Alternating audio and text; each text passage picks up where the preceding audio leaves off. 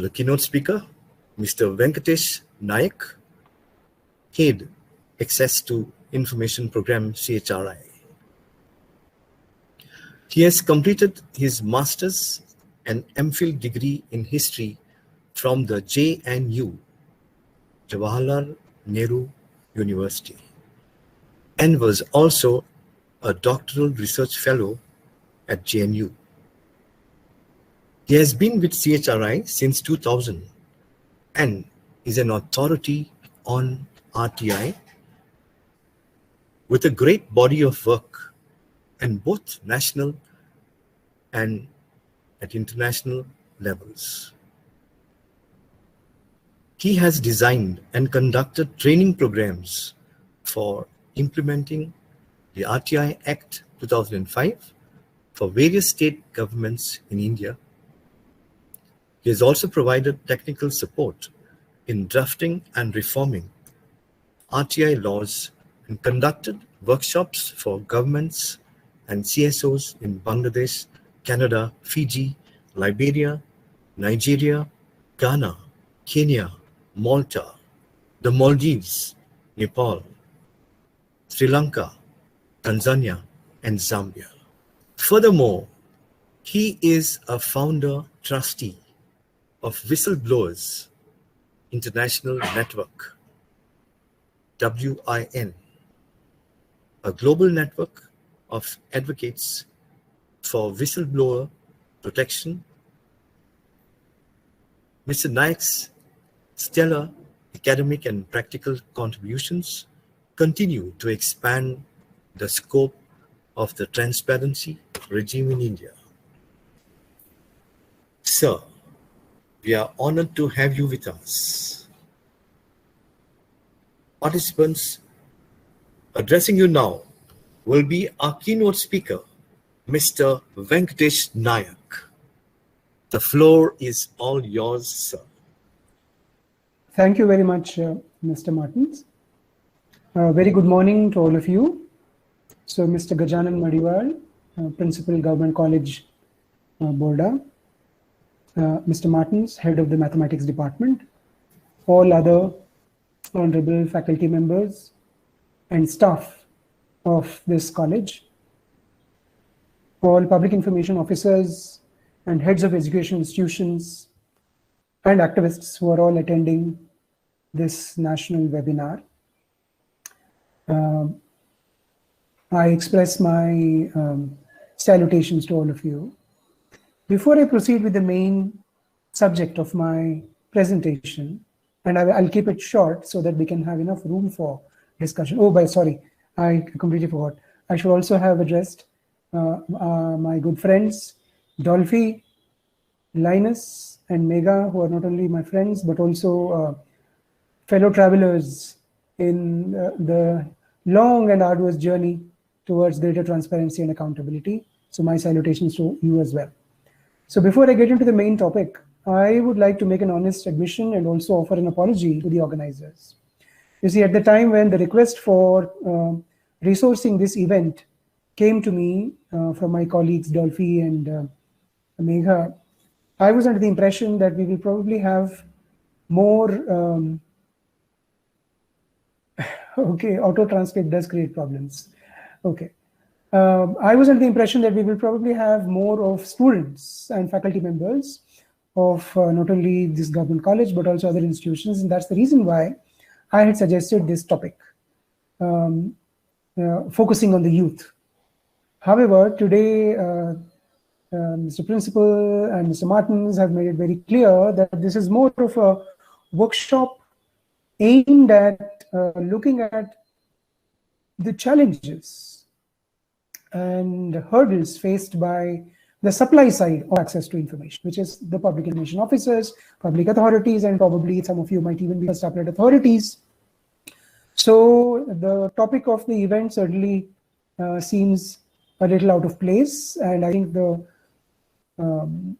responsibility for that is entirely mine. I was a little, perhaps a lot more insistent that we have this topic, but since we are not naming any baby here, where the name has to be carried by the baby throughout one's life, So let's ignore the topic for the time being.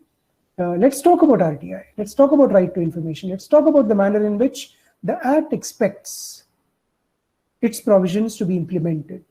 So you might ask me, okay, fine, the Act has no life, so how can it have any expectation? We'll talk about that. There is an expectation in the law itself. And that's an expectation that is voiced by Parliament, which represents the people of this country.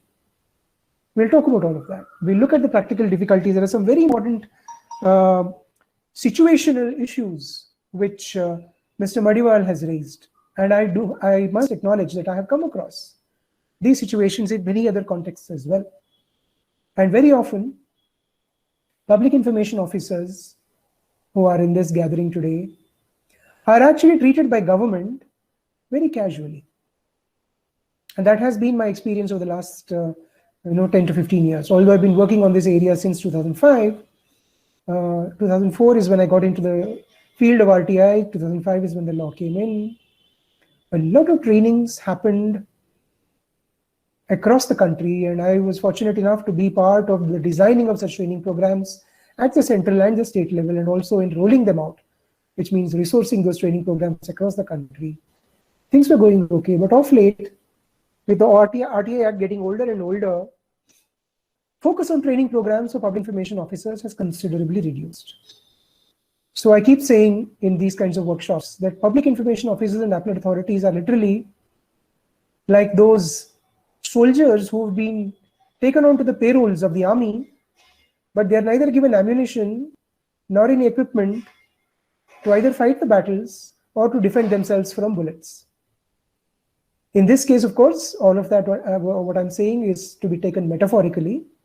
I am not for one moment saying that RTI applications are like bullets, nor am I saying that you are people who are required to fire your weapons on people who seek information. I was only using that metaphorically. So the idea being that you are essentially left to fend for yourself the moment you are designated as a public information officer or as an appellate authority.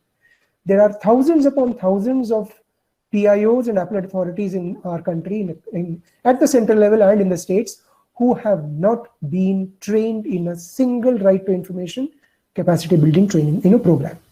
That's a fact. Why is that so?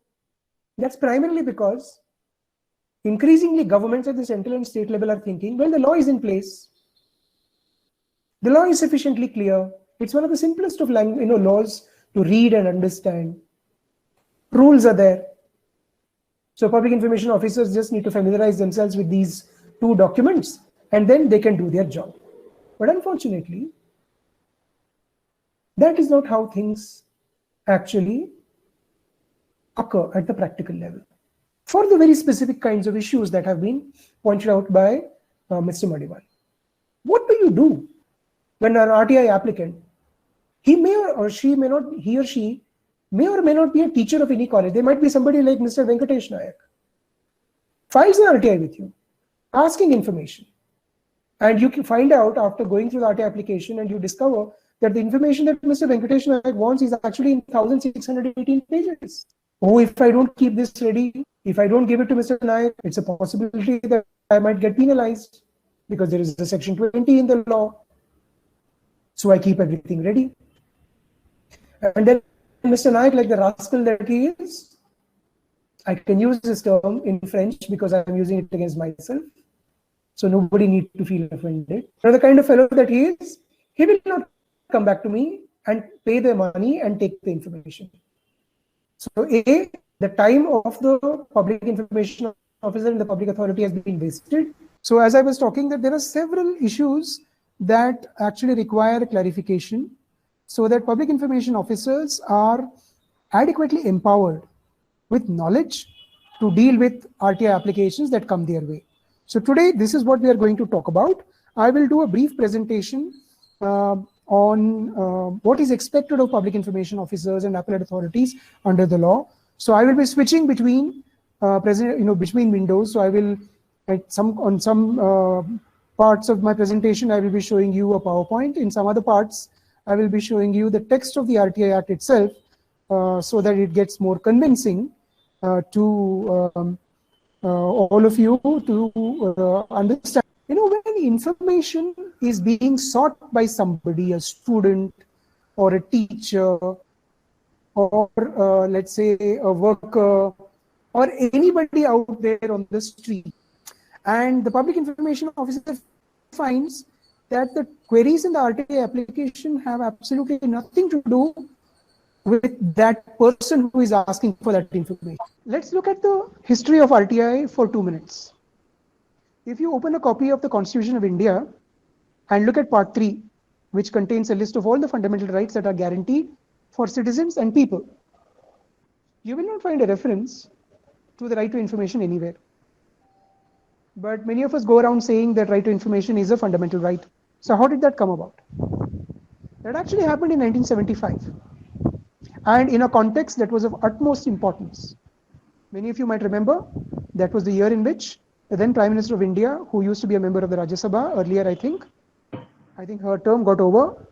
She was appointed Prime Minister after the death of Lal Bahadur Shastri ji, and then she had to contest elections to the Lok Sabha. So there was a by-election that was held to the Allahabad constituency, and she won the elections. The candidate who lost was a joint opposition candidate called Mr. Raj Narayan. Many of you might be familiar with that name. He was a very prominent face in the Janata Parivar. So he approached first the Allahabad High Court and then the Supreme Court of India and said, "My lords," in his petition he said that, "My lords, I can prove that this lady has won the election to the Lok Sabha by misusing government machinery. But in order to be able to prove that, I need access to one document, which is called, in common parlance, a blue book." That's not the book's actual name, but that's generally how it's called. That blue book is nothing but a compilation of the instructions that government has issued to ensure the security of the Prime Minister. It's about what needs to be done to keep the Prime Minister safe when she is traveling, when she's in office, when she's at home, when she is traveling by road or by flights or by train, etc., etc. So this gentleman said that if you can give me that book, then I will be able to prove how this lady misused government machinery to win elections. And if I can prove that, under the Representation of People Act, her election can be set aside, it can be cancelled. Government responded by saying, "What nonsense? No, this is a secret document. We can't make this document public because it is about the Prime Minister's security. It's not any Era Gera Nattu Khera who's being protected. It is the highest constitutional office, the second highest constitutional office in the country, which is being protected, and the person sitting in that office is being protected. So we can't give this. There is no public interest in disclosure, or it will harm public interest." But then the Supreme Court of India said, it was a constitutional bench of 5 judges. They said that yes, we understand there is an important public interest involved in keeping the Prime Minister safe, ensuring the safety of whoever is the occupant of that office. But at the same time, there is a larger public interest. The people in this country have the right to know if this lady has misused government machinery to win elections. And therefore, even though it is a secret document, it must be made public. And while saying that, the Supreme Court said that this is actually a routine matter. Arranging security for the Prime Minister is a routine matter. And matters of routine in democracy, within government, people have a right to know everything. That cannot be kept secret. And they said that this right to know is a part of right to speech and expression, right to freedom of speech and expression that is guaranteed under Article 19(1)(a) of the Constitution. That is how the right to information becomes recognized by courts as a deemed fundamental right, which is part of Article 19(1)(a). Later on, in a series of judgments, I don't want to take your time taking you through history too much, the same Supreme Court, in a series of other judgments, recognizes the right to know as being part of Article 21 also in the Constitution. And that is the right to life and liberty. So today, the right to know, people's right to know, citizens' right to know is part of 2 fundamental rights. The right to access, the right to freedom of speech and expression, and the right to life and liberty. So what Parliament did in the year 2005 was pass a law that gives effect to this right to information, which is a fundamental right. Why? Because in the absence of that law which explains how information should be asked for and how information should be given, what will become applicable to all government actions is the Official Secrets Act and what is called the Conduct of Service Rules, Civil Service Conduct Rules, which actually place a prohibition on every civil servant from disclosing information contained in government files which are not yet published without the permission of the head of the department. So until the coming in of the RTA Act, this is the position, that no information will be shared with anybody which is not already published without the permission of the head of the department. So when you have that kind of a prohibition, simply by you keep saying that yes, people have a fundamental right to know, people have a fundamental right to access information, it becomes a contradiction. So that is why after a long battle, the Right to Information Act is passed. And in that battle, one of the major contributions comes from Goa, as was mentioned by Mr. Madiwal, principal of this college. 1997, 2 states in India pass their own state level Right to Information Acts. Goa is one of them. The other is Tamil Nadu. In Tamil Nadu, there is a completely different set of reasons as to why that law was passed. In Goa, it was primarily pressure from civil society activists and media, human rights activists, environmental activists, child rights activists, activists challenging the unauthorized and illegal mining of minerals in Goa. These are the people who are at the forefront of demanding a right to information law. So eventually, that demand for access to information in various states snowballs into a national level campaign. And eventually in 2005, we have a Right to Information Act that Parliament passes. Now, what is the objective of this Right to Information Act? And like I pointed out, are people supposed to use this law only to ask information that concerns themselves? Or can they also ask information that does not concern themselves directly? For example, I am sitting in Bangalore. I have visited Goa on 2 or 3 occasions in the past. So I don't have anything much to do with Goa regularly. But do I have a right to find out what is happening with the mining industry in Goa by filing an RTA application with the Department of Mines and Geology? Yes, I have a right to know. Why do I say that? That is because, and I'm really sorry, I am not able to show my screen to you. Otherwise, I would have shown you the preamble of the RTA Act. But many of you who have read the RTA Act, you would recognize. What does the preamble say? The preamble of the RTA Act says very clearly that right to information is being enacted because India is a democracy, and a democracy requires an informed citizenry.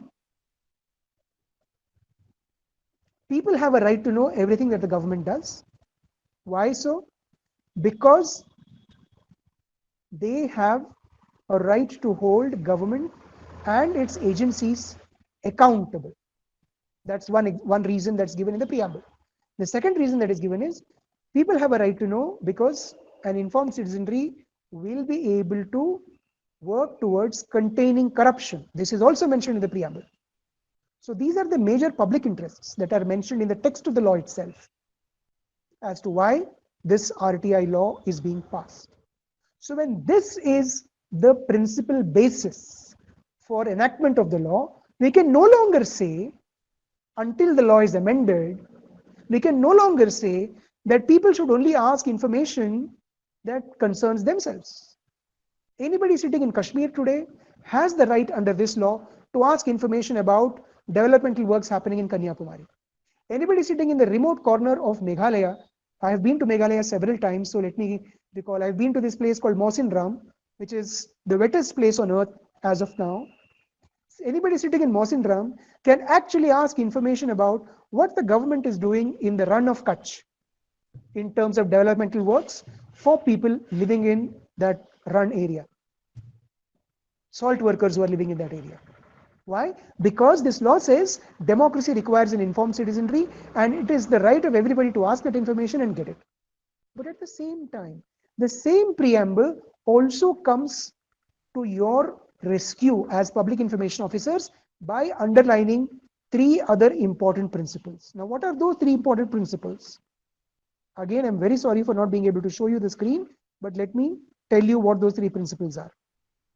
Principle number 1, that there are other public interests which will come into conflict with the right to information or the requirement of having and informed citizenry and ensuring accountability in government. What is that? Number one, ensuring continued efficient operations of the government. Number two, ensuring optimum use of limited fiscal resources. Number three, preserving the confidentiality of sensitive information. These are also public interests which the law is recognizing. Just because the RTI Act has been passed and it is called the Right to Information Act, and the preamble says that there needs to be an informed citizenry, does not mean that you have a duty to give anything and everything that the citizen is asking for. Of course, the citizen can ask for anything and everything. There is no bar on that.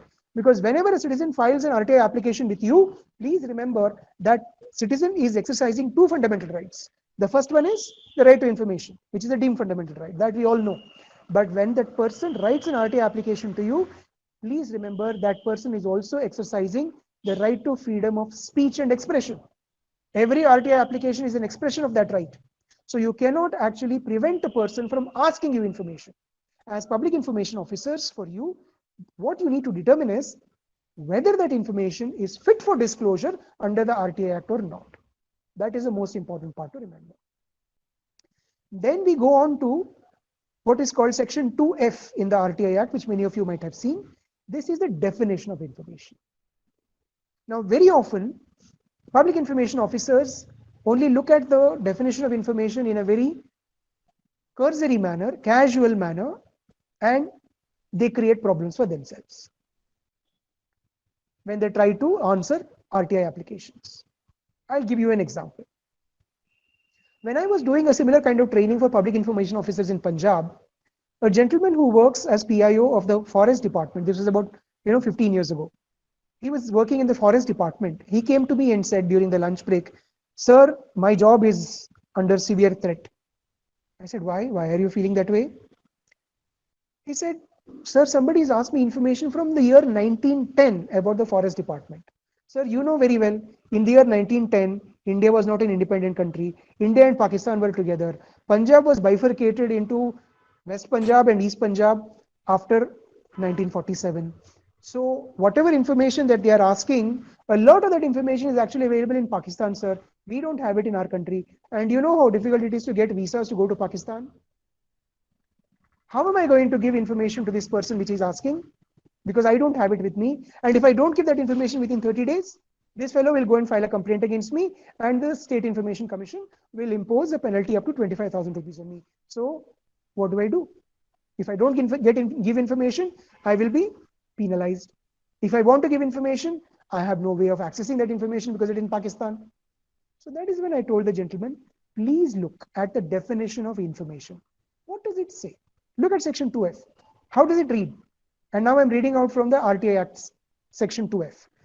Information means any material in any form, including records, documents, memos, emails, opinions, etc., etc., etc., including information held in electronic form. So very often public information officers look at the terms record, document, memo, email, opinion, and they think, oh, this is information that you're asking. So this RTI applicant has every right to ask this information, but how do I give? Because I don't have it. What they don't pay attention to is the phrase information means any material in any form that is held by, which is held by the public authority. First of all, it should be available with the public authority in material form. If that information is not available in material form in your public authority, it does not become information for the purpose of the RTI Act. For example, somebody might file an RTI application to you and ask you that, can you tell me what is it that you are planning for doing developmental works? Okay, let's not take developmental works every time. Let us say, what kinds of preparations are you doing in your school for improving the quality of education in the next academic year? Now, that is information that you have not actually committed into writing, or you have not put it in any material form. You are still thinking about it. Meetings are still going on. Nothing has been recorded. So even though technically in the dictionary meaning of the term it is information, for the purpose of the RTI Act, it does not become information in material form. So you can always say that information is not available with us in material form. Then let us go to Section 2J. The definition of right to information is also given in 2J. Very often people don't pay attention to the opening lines of this definition. What does it say?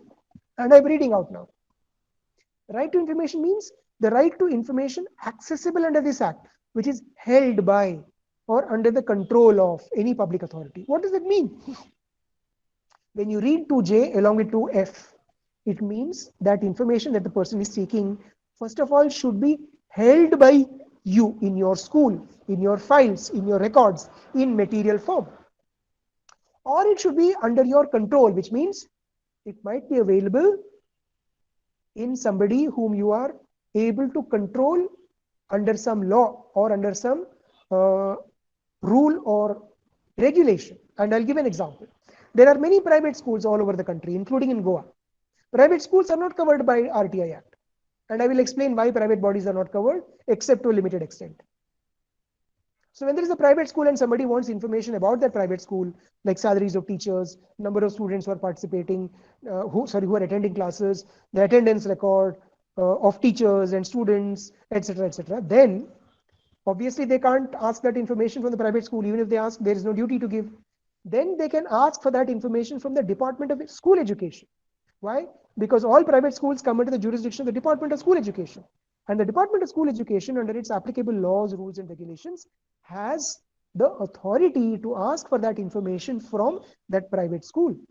So technically, the information held by the private school is under the control of the Department of School of Education. Therefore, even if they don't hold that information materially in their custody, they can invoke their powers and their authority under those existing rules and regulations or laws and ask for that information from the private school, get it to their office, take a look at it, and then decide whether the information should be given or not. So this is a very important thing to remember. Before you start answering an RTI application with yes or no, can be given, cannot be given, first you've got to check, is the information being asked held by our public authority in our office in material form or not? Is it under our control or not? If it is not held by you, if it is not under your control, then all that you need to do is look at section 6.3.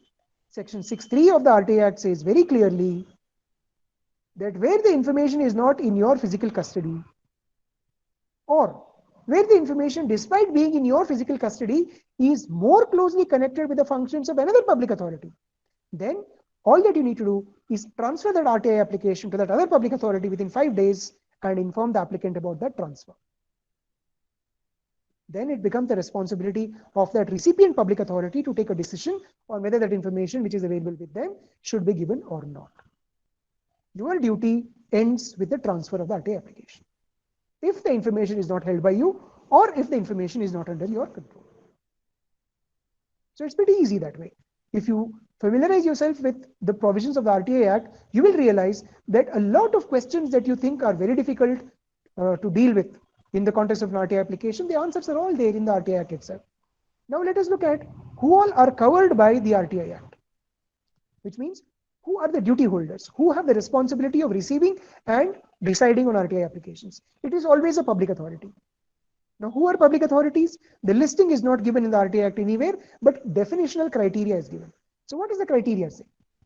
Public authority means it must be any authority or a body or institution of self-government, established or constituted by or under the Constitution, by any other law made by Parliament or state legislatures, or by a notification issued by the central or state governments.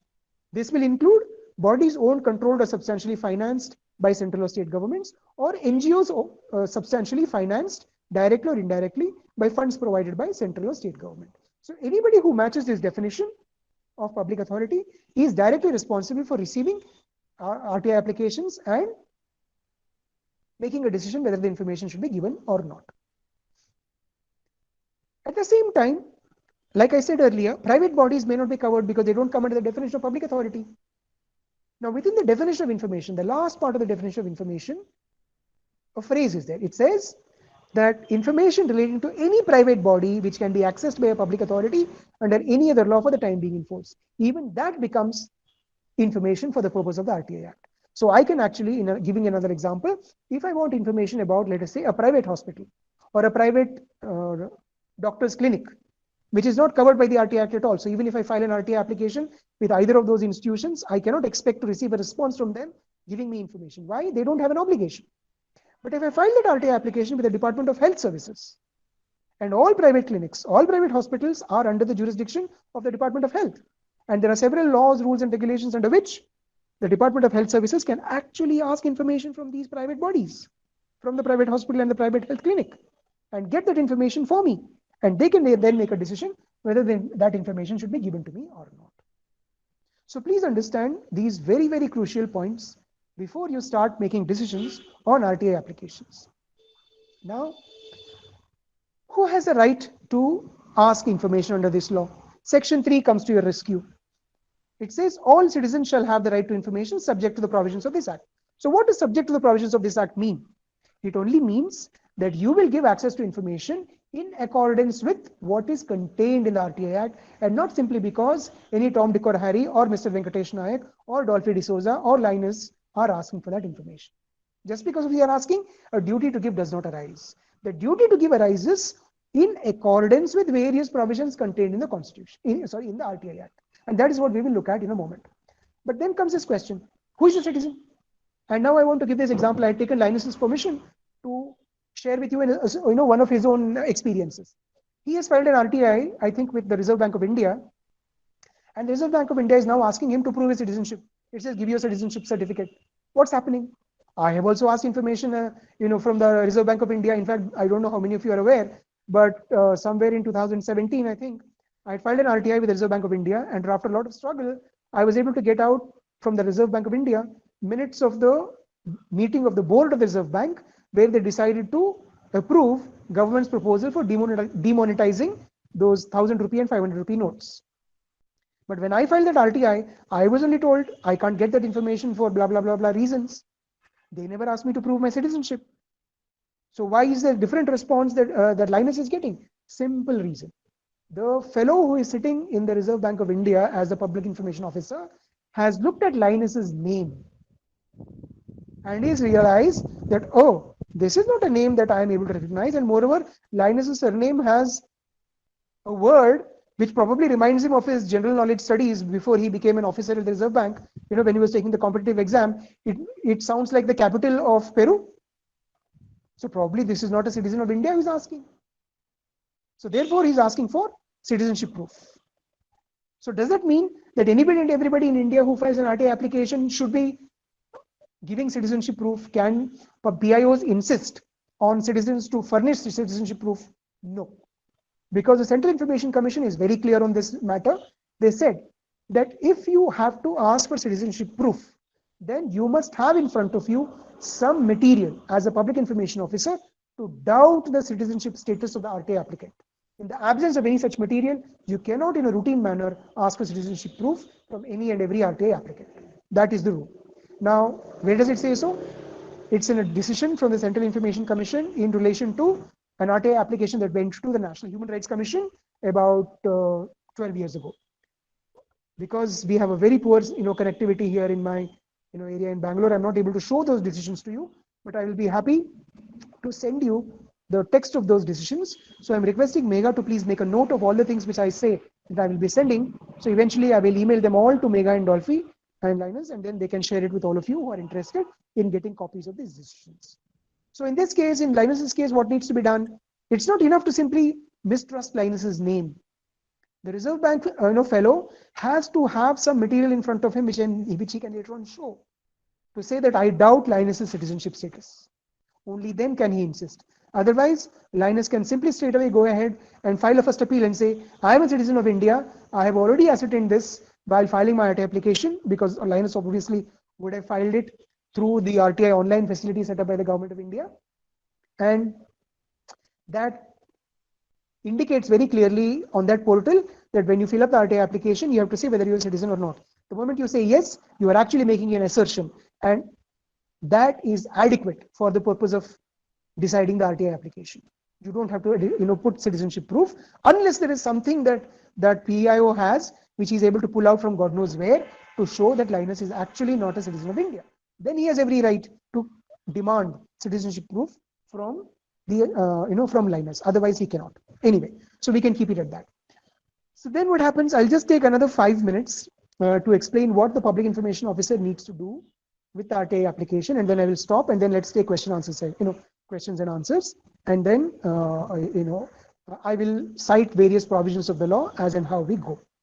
So once the RTI application comes to the public information officer, and he's able to identify that the information is actually held by him or her in that public authority, then they have to take a call whether the information should be disclosed or not.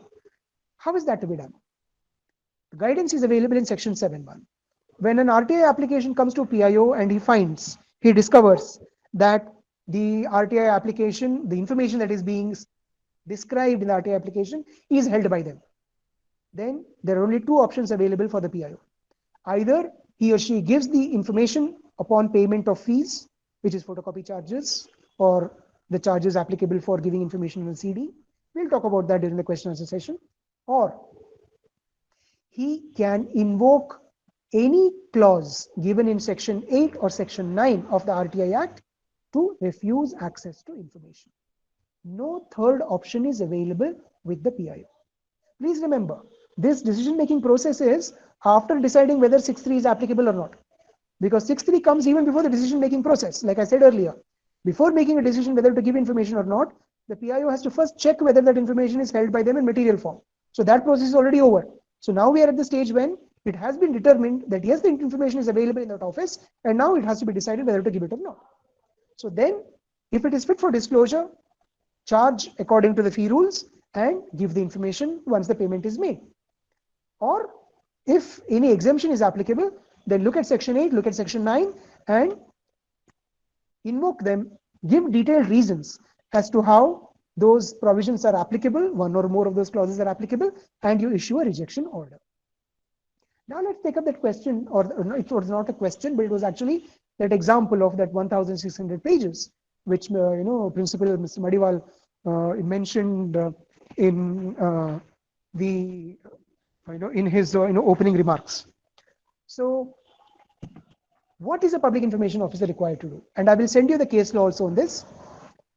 One of the high courts, I think it's the Punjab and Haryana High Court, which has said that until and unless the applicant pays the additional fees, which is the photocopying charges. We are not talking about application fee. That is 10 rupees. It has to be given along with the application fee, application form. So that is not a problem. But the additional fees in the form of photocopy charges, only when that amount is paid, the duty to give that photocopy set arises. If that additional fee is not paid, there is no duty to give that information. Courts are very clear on this. So what does it mean? It basically means a very simple commonsensical thing. Until and unless the photocopy charges are deposited with the public authority or the PIO, there is no duty on the PIO to keep everything ready and photocopied. No, don't do that. Why? For the very reason that tomorrow that fellow says, okay, I am not taking that information, you've lost 1,618 rupees into 2 rupees. 1,618 pages into 2 rupees. So how much is that? It's more than 2,000, almost, I think 3,000 rupees or so. You lost that money. So don't do that. You just ensure that you keep the files which contain that information ready and available for photocopying. The moment the fees gets paid, send them for photocopying and hand them over to the applicant. Nothing in the law prevents you from doing it. That's number one. And now my last point before we open up for questions and answers. There is another way that you can deal with this request for 1,618 pages. What is that? That is under section 7.9. Section 7.9 is very often misused. Many public information officers take a look at 7.9 and say that, oh, we can't give information in the form in which the applicant wants, therefore we will reject it. No, that's not a correct way of interpreting 7.9. Why?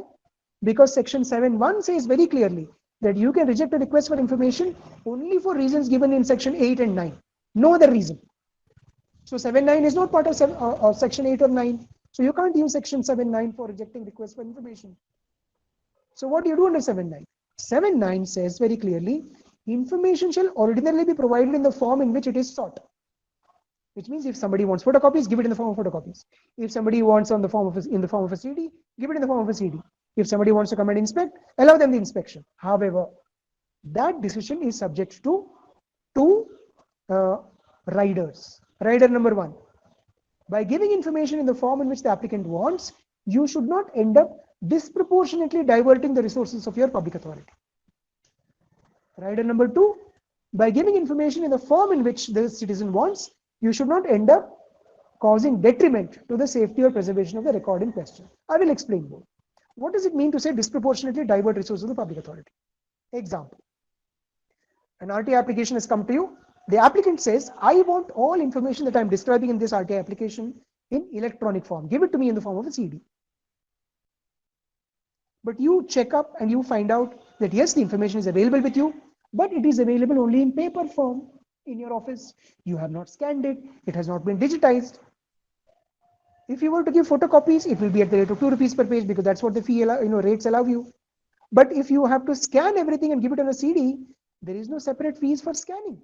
You can't get any paper scanned for 2 rupees. Even in Bangalore, which is the IT capital of India, I've never found a place that charges less than 10 rupees for scanning a page. So if you give that information in scanned form, you will end up disproportionately diverting the resources of your public authority. Then what do? We'll come to that. Second rider, what is meant by detriment to the safety and preservation of the record? Supposing, let us say that citizen is asking you for information, which is actually contained in very old records, 20-year-old, 30-year-old, and you're still holding that information with you because you need it, you have to use it, you have not destroyed it. So then, if you were to send that document for photocopying, there's a good chance that it might get torn, or sometimes it might just fall into pieces. So that causes harm to the safety of the record. So then also, this very 7.9 will arise. Then what do you do in such circumstances? In such circumstances, you cannot refuse access to information. You can actually ask that person to come and inspect the record. Why? Because it says ordinarily information should be given in the form sought. So if it can't be given in the form in which the applicant wants it, you can't reject the request, but give it in some other form that is mutually acceptable. So you can allow inspection. Now let's take the 1,600 pages thing. Public Information Officer has to look at his entire workload as a PIO, which means how many pending RTIs are with him, all other tasks that he's supposed to do as part of his regular work, and then take a call on how much information he can reasonably identify and put together to be given to this applicant within 30 days. Nothing in the law prevents you from taking that decision. If you can give only up to 200 pages, say so. Nothing prevents you from doing that. If you say that I can give him about 100 pages, others, let him come and inspect. Many PIOs allow this. This is also perfectly valid in law. So what you need to do is act in a manner that is in accordance with the letter and spirit of the law, rather than act in a manner which is predisposed towards continuing secrecy, predisposed towards rejecting an information request. That is not the right kind of attitude to be adopted. I'll just give one more example and I'll stop here. Now the RTA Act says that you cannot charge either application fee or photocopy charges from anybody who claims to be below the poverty line. So the law is very clear in section 7.6. It says that you cannot charge any fees under the RTA Act from BPL applicants. But to be able to claim that right of fee waiver, the applicant will have to give proof of BPL identity. It could be a copy of a BPL card, ration card, or an extract from the BPL list where the person's name is mentioned. Both are acceptable. You don't insist that they should be certified by some gazetted officer. That is not required today. Government of India has changed all those rules. Self-attestation is adequate. If you have any doubt about the authenticity of that self-attested document, you can always ask that person to produce the original. Then you verify it for yourself and proceed accordingly. That is permissible. Supposing, let us say that the BPL applicant is asking for 1,600 pages of information. Now the law says very clearly that you cannot charge that fellow even application fee or additional fee. But if you give 1,600 pages freely photocopied, it means you end up spending more than 3,200 rupees from your public authority's budget. Where is that money going to come from? Because you have not already budgeted for it at the time of drawing up your budget for your institution. Then what you need to do is not reject the request by saying, sorry, we can't give this to you because it is too expensive for us. No, you can't do that. What you need to do is you tell that person to come and inspect the files in your office. Let him make notes. Let him take photographs. Even that is permissible under the RTA Act. There are CIC decisions which say that a person who goes to inspect a file in a government office, so long as security restrictions do not prevent it, he or she can actually photograph or videograph the records. That is also permissible. So that way, that person gets the information also. You don't end up disproportionately diverting the resources of your organization also, it's a win-win situation for everybody. So what is important is to look at these various provisions in the law very minutely. When you have your weekend off, take 2 hours, read through the RTA Act, read through the RTA rules, and you will see a lot of information regarding your questions and queries and doubts are already answered in the RTA Act. Sorry, I said that this will be my last point, but I just was reminded of another point which Principal Madiwal mentioned: salaries of people, salaries of government officers. Why should people ask about it? Why should husband ask wife's salary, or why should salaries of the wife be known to the husband? Well, ordinarily speaking, within the family, if you need a peaceful atmosphere, it is important to have adequate transparency between husband and wife. Even courts have said that. Okay, but we are not getting into that because today we are talking about RTA Act. Now, the RTA Act in section 4 says very clearly that the monthly remuneration given to officers and employees, the system of compensation, all of this must be made public proactively. You don't have to wait for people to ask you for this information. In addition to this, things like budgets, names and responsibilities of all your officers and employees, what procedures you follow in your decision-making process, what kind of channels are there for supervision and accountability, what are the duties and responsibilities of your institution, what kinds of boards have you set up for the purpose of giving you advice or for the purpose of consultation with the people, what kind of budgets do you have, how have you spent all this money that you have been given in the form of your budget, are you implementing any subsidy programs, are you giving out any concessions? These are all categories of information that section 4 of the RTA Act says should be made public suo motu, voluntarily. How do you make it public? You can do it in a variety of methods, and that is given under section 4 itself. There is an explanation in the Act which says that you can disseminate this information that you're supposed to disclose suo motu either through websites or through notice boards or newspapers, public announcements, media broadcasts, or simply by allowing inspection in your office. That is also permissible. If you don't have a website, does not matter. If you cannot put it on notice boards because the information is too voluminous, does not matter. Just call the person to your office and make the information very accessible to him for inspection. And if they want photocopies, you just charge at the rate of 2 rupees per page.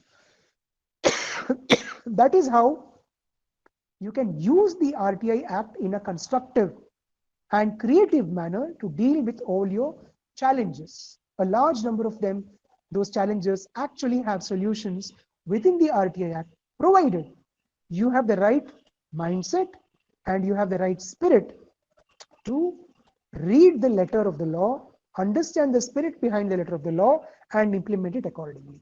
Please remember, today you might be PIOs, tomorrow you may not be PIOs. Day after tomorrow, you may retire. You will retire from service. Then you become an ordinary citizen. Chances are that your pension might get held up. I am not, doing a doomsday prediction, but when I was traveling in various districts of Chhattisgarh, setting up RTI melas for ordinary citizens, do you know who were the people who actually used to visit my RTI stalls in large numbers? These were all retired teachers. Why were they visiting? Not because they wanted to know about RTI for fun's sake. They were all struggling to get their monthly pension after retirement from the government. Why? The government happily retired them and then stopped thinking about them. No arrangements were made to pay their pension on the very first month onwards after they retire. So they were asking me, sir, we have tried, we have written petitions, we have written reminders, nothing works. Our pension has been held up. We are all government once upon a time we were government servants. We got our salaries regularly, but now we are not getting a pension for 2 years now, 3 years now. What do we do? So people can be in this kind of a predicament despite having served in government. Then what will help you? RTI will help you. Just like RTI is helping a lot of other private citizens. So please do appreciate the fact that RTI has been brought in not to create more problems for you, not to create headaches for you. It has been brought in to improve the quality of our governments, to make it more transparent, make it more accountable, and make it corruption free. So it is in that spirit that RTI should be taken. So let me stop here and over to the moderator to open up the floor for question answers. I know I have not dealt with exemptions yet. I have not dealt with the appellate procedures yet. I have not dealt with the powers of the Information Commission yet, but I am hoping to deal with all of that in the course of answering your questions. Megha, could you start shooting the questions to Venkat? Yes. Sir, can anyone seek RTI for nepotism in the judiciary from the court or the law department? A lot of people are asking this information already. I am one of them. And you cannot find out whether there is nepotism or not, because the records will not contain any information which says, yes, I have appointed this particular person as judge, or sorry, I have not appointed, I have recommended the appointment because he is my brother or sister, or she is my sister. No, that won't be there. But what can you find out? You can actually find out the appointment orders which are gazetted. You can find out the recommendations made for appointments which are all under RTI. I've also received them under RTI after a long battle. And those will tell you, the names will tell you who is related to whom. And you do your assessment, you do your research, you do your analysis, and then you go public with nepotism. That's always possible. So there's a way of asking. Today, we are only doing a sensitization seminar, but I also conduct workshops to train people on how to draft RTI applications. And that is a completely different, ball game. So you will not ask in your RTI application, is there nepotism in the judiciary? You will ask for copies relating to recommendations made by the collegium for appointment of judges to the High Court and Supreme Court. And once you get those records, and I've been able to get them, of course, so you will be able to actually do your assessment whether there was nepotism or not. I'll stop here. Yes, that's super helpful. Can answer papers of an interview be given? First of all, in an interview, there will never be answer papers. That is something that you should understand. An interview is always verbal. So there might be a record of the interview that is entirely up to you, what you want to do with it. Because there's a similar question that was asked in the context of schools. And this is a very famous case called Central Board of Secondary Education versus Aditya Bandyopadhyaya, decided by the Supreme Court of India. Students were asking for copies of their evaluated answer scripts from institutions which did not have a policy of showing it to such students. Some institutions have a policy of giving the evaluated answer scripts to students for inspection. So they were not the problem. The ones which did not have a policy were the problem. They were refusing. They said, no, you've already written your answers in the answer script. We've evaluated it. We've given you your marks. So why do you need to see your own document? So the Supreme Court of India said, no. Once an answer script is evaluated, it does not remain the original document which the student wrote upon. It becomes a new document. Why? Because the examiner is writing his remarks. He's writing his comments. He's writing his marks. They are all recorded. So it becomes a new document. And every student has the right to see his or her evaluated answer script. But as far as records of interviews are concerned, first of all, they are generally not maintained. But if there is an audio recording that is maintained, certainly the interviewee has the right to seek a copy of that interview record, and ordinarily it should be given. However, if you want to ask about somebody else's evaluated answer script, your friends or your batchmate or somebody, or if you want to ask for the interview records of another candidate who appeared, then that becomes third-party information. The Supreme Court has said in such cases, it is not only third-party, it is also personal information to that candidate. And unless public interest can be shown, that information will not be disclosed automatically. Yes, okay. Can employees who are present in the meeting ask for a copy of the minutes? Yes, it all depends upon the practice of the agency which holds the minutes. If you look at section 4(1)(b), small Roman 8 in the RTI Act, you are supposed to, as a public authority, disclose proactively not only a statement of the board, councils and committees and other bodies consisting of 2 or more persons that have been set up for the purpose of giving advice. You're also required to say whether the meetings of these boards, councils and committees and other bodies are open to the public and whether those minutes are accessible to the public. So you will have to make a policy whether the minutes are going to be given proactively or not. If you don't have a policy of giving the minutes proactively, then you will have to decide case by case basis, depending on the RTI applications that come to you, whether anything in those minutes is covered by section 8 or section 9 of the Act. If it is not covered, it's fit to be disclosed. If it's covered by section 8 or section 9, then you will invoke that particular exemption and you will say for these reasons, this exemption is applicable and therefore we can't give you access to this information. The next question is something you have sort of covered, is third-party information, but someone has asked if you can explain the third-party information. I will explain. Yes. Third party is another provision of the RTI Act, which is very frequently misunderstood. Third party provisions are, first of all, who is a third party? That is defined in section 2N of the RTA Act. And I will read it now. Third party means a person other than the citizen making a request for information and includes a public authority. What does this mean? So who is the first party and who is the second party? The law does not talk about these two names. So the easiest way of understanding is this.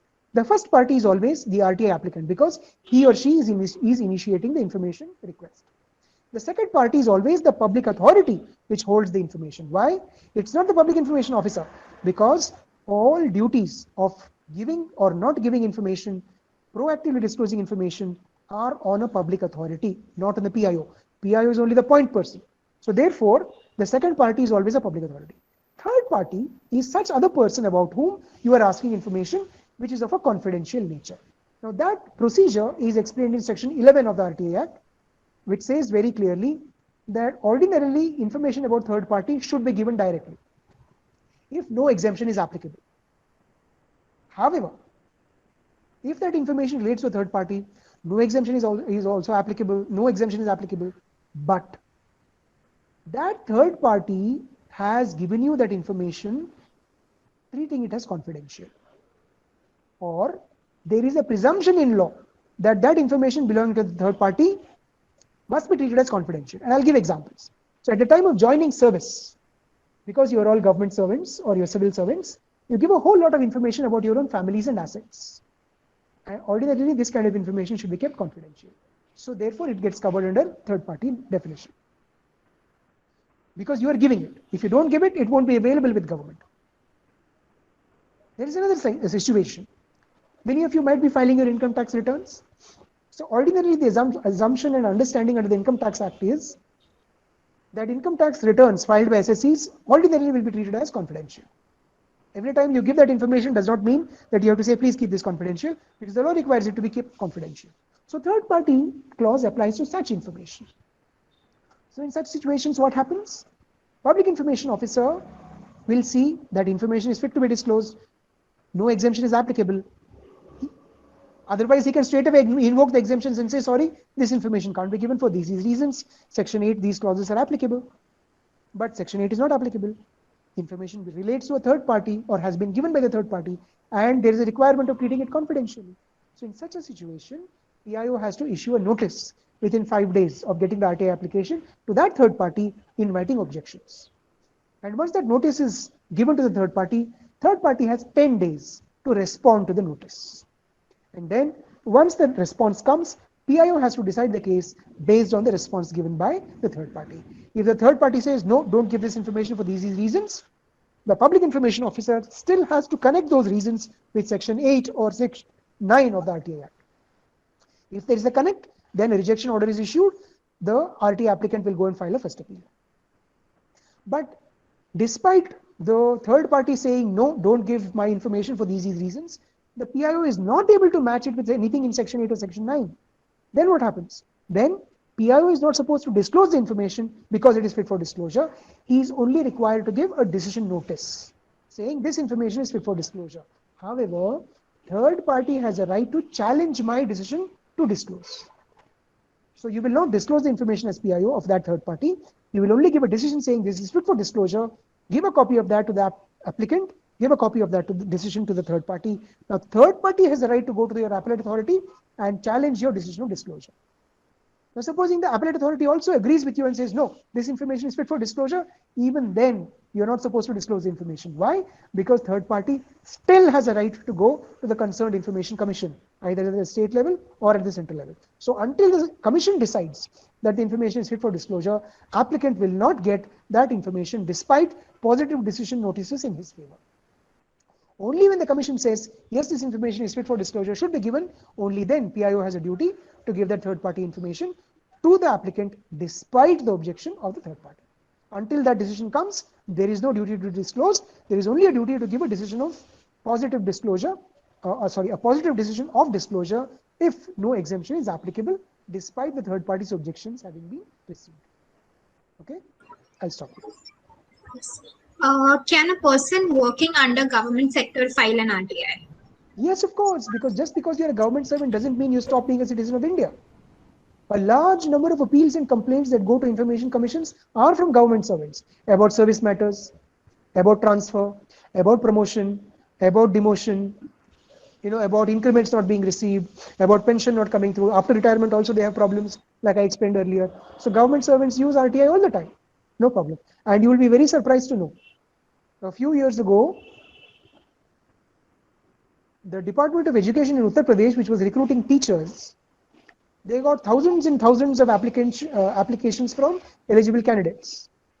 But Uttar Pradesh is one of the states where there is a serious problem of bogus academic degrees. So they had no way of verifying whether a copy of a degree certificate which the candidate had attached to the application was genuine or not. So what they did was they took those copies of degree certificates, they bunched them together, sent them with an RTI application to the responsible university and said, can you confirm whether these have been issued by you or not? So even for a Sarkari job, for a Sarkari responsibility, they used RTI. More recently, last year in Kerala, in relation to some matter, the state government actually filed an RTI application with the Enforcement Directorate, wanting to find out what the Enforcement Directorate was doing in a case that they were investigating against the state government officials. So not only for personal matters, government officers can use this. There are increasing instances where government officers are officially using RTI for official purposes, because there is nothing in the RTI Act that prevents them from using the law to get access to information. So how did the Goa Right to Information Act compare with the central law, and which is or was better? Well, the Goa Right to Information Act had its own positive features, but if you want a comparative perspective, I would say that the Central Act is much better, for the simple reason that the Goa Act did not have an independent appellate mechanism in the form of an information commission. It did not have a very extensive set of proactively disclosable information clauses. It did not have the very detailed kind of guidance that the RTI Act and the rules contain at the central level. So therefore, I would say that more than the Goan law, the central law is a lot more citizen friendly. And also, the Goan law was not used as much as the central law is being used by Goans these days. But let me tell you, at the same time, that does not mean that the Goan RTI Act was trash. Sorry, don't get that impression.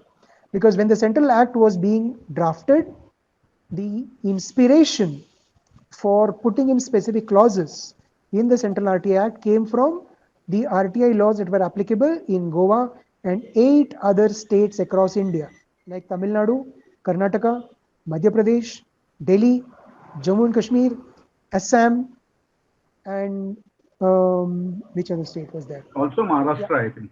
And Maharashtra, sorry, I completely forgot. Maharashtra. Maharashtra was one of the most progressive of laws.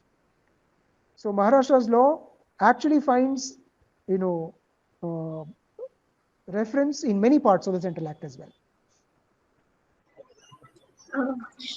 Someone has asked, is it possible to have a national level portal of the information released under the RTI, so that it's like an archive which can be shared among all and we can learn from the information that's emerging? Otherwise, the information often remains private within a small group. It's an excellent question. And I began trying to work on this kind of a portal, not national level, but at least a portal of RTI'd information from activists whom I know from about 15 years ago. There's simply not any funding available, and government, despite some of us being part of a committee which drafted regulations and guidelines saying disclose every RTI application and reply given on your departmental website, most of them are not doing it because there is not enough pressure. So therefore there is a huge problem. But also understand what is the magnitude of this issue. You are saying put everything in the public domain. Last year we calculated what would be the total number of RTI applications that have been submitted across the country according to official data. You see, official data is available in the reports of information commissions. People like former Central Information Commissioner Mr. Shailesh Gandhi say that even those data in the annual reports is underreported. But whatever is officially reported, what we found is in the last 15 years, from 2005 up to 2020, there are about 3.2 crore RTI applications filed across the country. Tell me, how are we going to put all of this, even 10% of this information out in the public domain? 30 lakh RTI applications. How are we going to put it out? It's a huge challenge. Resources are required. There is no dearth of willingness. There is no dearth of interest in doing it. It's just that we don't have the resources for doing it. Neither government wants to do it. Government can actually do it by insisting that every department put up their own RTIs and replies. But despite the existence of guidelines, they are not doing it. Private sector will never do it because they are simply not interested. Civil society sector does not have the kind of resources to develop such a portal. That is where we have a major problem today. The next, it's like a comment and it sort of goes well with the title of the webinar that we had proposed, that the role of youth. So what would be the problem if students are required to ask a single RTI during their 3 years of graduate college studies? The point should be for their teachers or guides to ensure that the students primarily ask what is a useful matter of public information. What are your thoughts on this? Yes, that was one point which Principal Madiwal mentioned, and I didn't respond to because I was waiting for a question of this kind to come up. You see, I would want to use an analogy. Just because there is an RTI Act does not mean that automatically people will, after reading the Act, acquire the skills for using the law in a systematic manner. And the analogy is simply this: when a baby is born, all that it knows is to cry, cry, cry, cry. And why does it cry? Not because it is in pain all the time. No. Crying is the baby's way of expressing itself. Day one onwards, apart from crying, unless the baby has a physical deformity, the baby also listens. And once its eyesight becomes stronger, the baby also starts seeing. It starts making sense of the world into which it is born, and slowly, unless there is a disability, the baby also starts learning a language to be able to express itself. Initially it is gibberish, but for us it may seem like gibberish, but the baby is perfectly making sense to itself. And studies have shown that babies understand each other's gibberish. It is their language. But eventually they acquire the language that you and I are familiar with in our adult life. So it is a process of training through which babies acquire language to express themselves. RTI is something very similar. Just by reading the RTI Act 15 times or 20 times, you do not get the skill to draft an RTI application to be able to ask information from government agencies. It requires training. And that training is not simply about how to ask information, it's also how much information to ask, so that the public authority does not get burdened. Therefore, I see absolutely no harm in training students to draft RTIs. In fact, that's what I keep doing many times in a year, where I train youth to use RTI. And many of these youth, some of you, I don't know, might be familiar, many of these youth whom we have trained over the last 3 years are youth with disabilities. They're either deaf, or they may be dumb, or they may be blind, or they may have locomotor disabilities, but they are as much citizens of India. And we want to train them to use RTI. Why? Not because we don't have any other job to do, but we are training them simply because they are being deprived of their rightful entitlements and their rights under the Rights of Persons with Disabilities Act, because it is one of the most poorly implemented of laws. And believe you me, many of my trainees are from Goa. And after attending our training programs, they've actually filed RTIs in Goa, trying to find out what steps have been taken in Goa, in Panjim. I am reminded of one RTI application which was filed in Panjim with the municipal corporation, asking, tell us what steps you have taken to make public buildings, shopping complexes, government offices disabled friendly. And they got responses. And they found that in some places, the buildings had been made disabled friendly. In some other places, they had not been made disabled friendly. So during the context of doing test requests for the purpose of studying and acquiring skills, if the student files an RTI and that actually leads to some sort of a systemic change in the department, that's good for all of us, no? So let us encourage students to file more and more RTIs. But then again, there is also a duty on the trainers in the departments to ensure that the students, when they file their RTIs, they file them on matters of public interest. That would actually help improve the system. That would actually help change things, rather than simply let the students do whatever they want. It has to be targeted. It has to be used in a strategic manner. Then even the training related RTIs can serve a social cause. That's what my feeling is. Not feeling, it's just actually my belief, because that's what I've been doing for several years now. I tell people that when you are trained in RTI, just don't go there and act like a monkey that has been set free. RTI is a fundamental right. Fundamental rights must be used in a responsible manner. Why? If you don't use your right to information in a responsible manner, it creates a negative impression in the public authority and in the PIO about every subsequent citizen who comes and files an RTI and wants information. Their activities get colored by your irresponsible use of RTI, and therefore don't do it.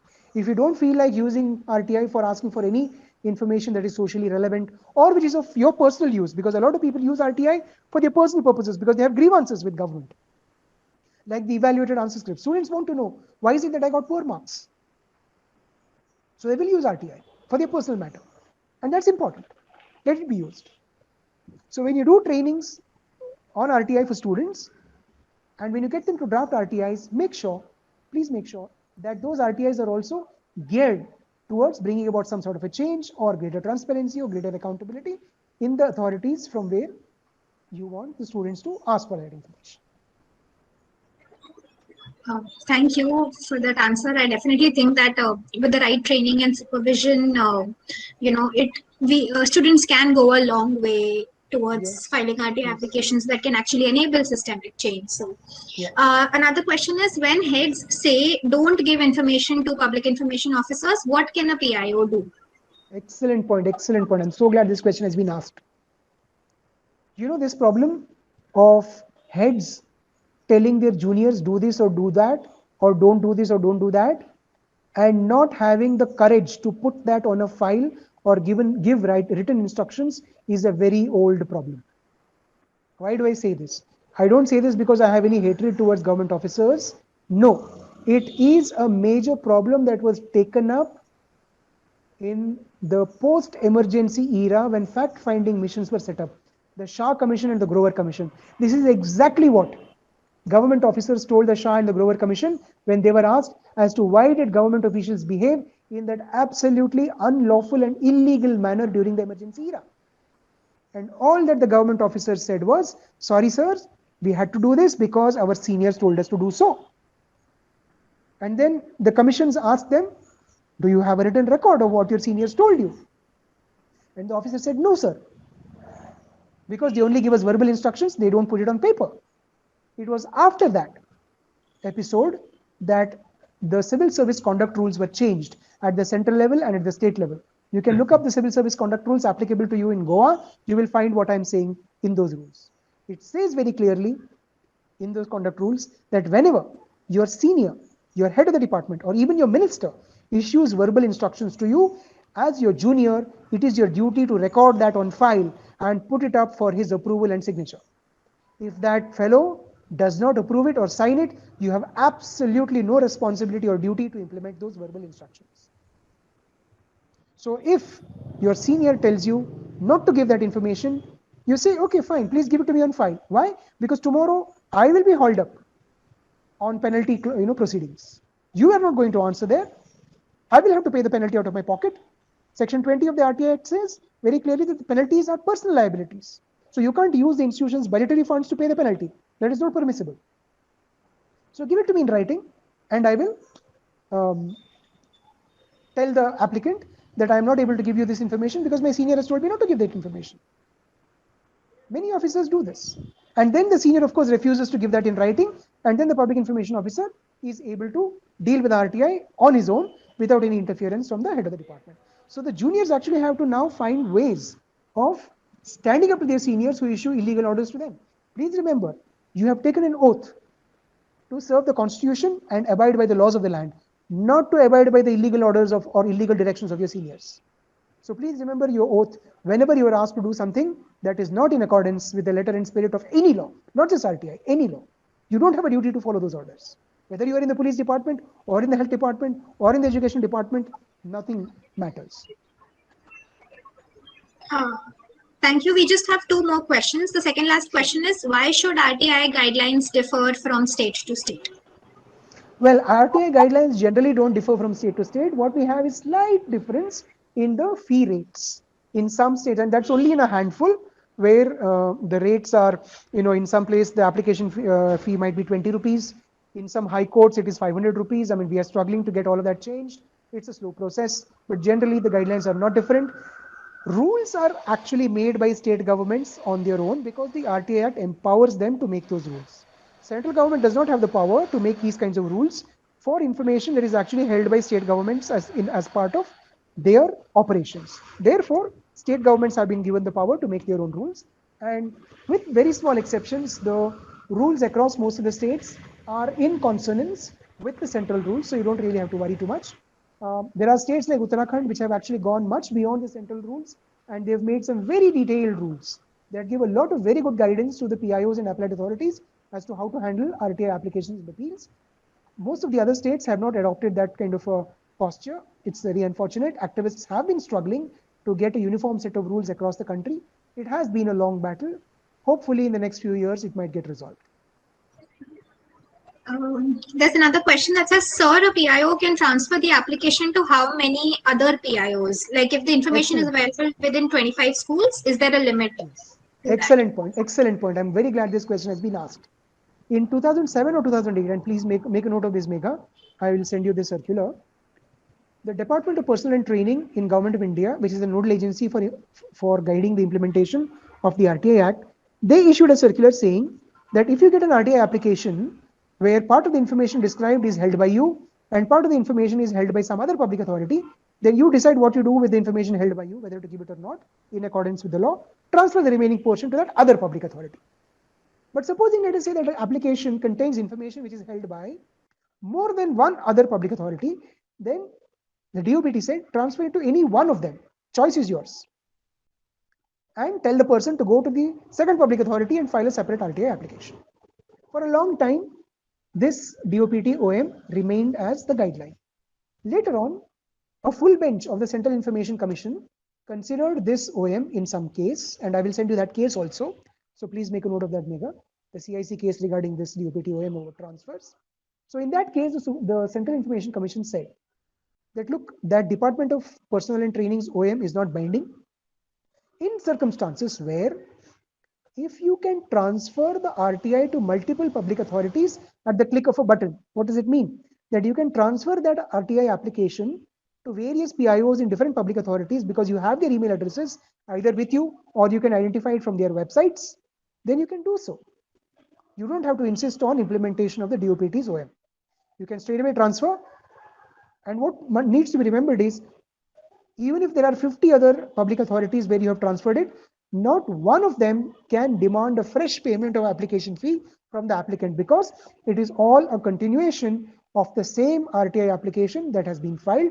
So once the fee has been paid in relation to that application, does not matter how many public authorities deal with that RTI application subsequently, no further application fees can be asked for. However, each of those public authorities, if they are willing to give that information, they can separately demand photocopy charges or inspection fees. Like inspection fees, normally first hour is you have to allow the person to inspect free of charge. Then subsequently, you can charge at the rate of 5 rupees for every subsequent 15 minutes.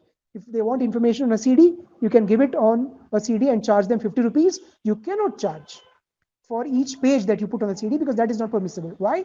Because you have already got that information scanned and held in your custody in your computer. So you cannot charge at the rate of 2 rupees per page. 2 rupees per page is applicable only when you photocopy pages from your files.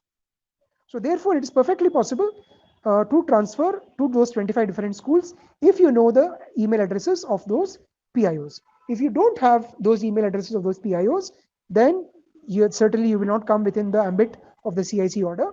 So you can transfer it to one school and then you can tell the applicant to file separate RTIs with all of them. But make sure that tomorrow, if the Information Commission asks you, why did you not transfer it to all those schools? Be able to prove that you did not have access to the email IDs of any of those other PIOs. Then you have a strong case. But if tomorrow the applicant says that no, the email IDs of all those PIOs is available on this government website, which the PIO should have seen and used, then you will not be able to defend your cause. So most important thing is, before you rush in to give a response to any RTI application, think several times about what would be the implication of your response. Are you likely to be hauled up before the commission tomorrow, where invariably most appellants demand penalties. It's not that penalties get imposed every now and then, but in serious cases, penalty does get imposed. And when those penalty orders are when they are challenged before high courts, in many cases, The courts have upheld it. However, there is one famous case from the Bombay High Court Panjim bench. It's called Dr. Celsa Pinto versus, I can't remember the name of the respondent. In that case, Celsa Pinto, who was a PIO, was wrongfully penalized. She did not have the information. The Information Commission did not take the trouble of ascertaining whether that lady actually had that information in her custody or whether her public authority held the information. So during the proceedings, it became very clear before the court that Celsa Pinto actually did not hold that information at all, nor was it available in the public authority. So the penalty that was imposed on her was set aside by the High Court. So it is not as if just because you don't give information, tomorrow Commission will penalize you and then you will have to pay it out of your pocket. No. If the penalty has been imposed on you in an illegal or unreasonable manner, there is every avenue available to approach courts and get that penalty set aside. There are even cases from Karnataka High Courts where the court has used its plenary judicial powers and they have reduced the amount of penalty. In one case, they put 25,000 rupees as penalty, Commission gave it. The court found that the penalty was completely valid decision. However, they said this is a very low-level officer, junior ranking officer. His salary is not much. So from 25,000, they said we'll reduce it to 5,000 and only that amount that fellow had to pay. So courts are also being very reasonable when it comes to interpreting RTI Act. We end this question answer with just one last general question that says, what's the time limit to get a response once we file an RTI? 30 days. 30 days is the time limit ordinarily, but if you want information related to somebody's life or liberty, then that must be given within 48 hours. However, within this 30-day period, the time taken between the PIO sending you a fee intimation request and you paying up that fee, that in-between period is not included in the calculation of the 30-day period. Everything else is calculated. So even if you take 2 months to pay the additional fee, that will not be included in the 30-day period calculation. And if it is third-party information, there is another rule there. So if the information relates to third parties, the PIO gets a total of 40 days to decide whether the information should be given or not. So he gets 10 days extra. Great. Over to, yes. Yeah, Megha, thanks Megha and Venkat, your responses were brilliant. Questions also were very, very good. I will now request Professor Martins, if you could take over and then have the concluding vote of thanks by Shanbag. Yes, sir. Well, before I pass on to my colleague, Ms. Nayan Shanbag, I think Sir Venkat's message to the PIOs was very strong, and he sent a very good armor as well, so that next time the PIOs, I'm sure, will be well equipped to be in a position to reply to the queries. So thank you very much, sir. It was an honor, privilege to have you. And the moderator, Sir Dolphy, the co-moderator, Ms. Megha, and of course, the godsend man, Mr. Linus de Lima. So it was a great session, and God bless you all. Thank you very much for your patience. Thank you, Mr. Venkatesh Nayak. Yes, okay. Thank you. Thank you. Bye. Thank you, sir. Thank you, Megha.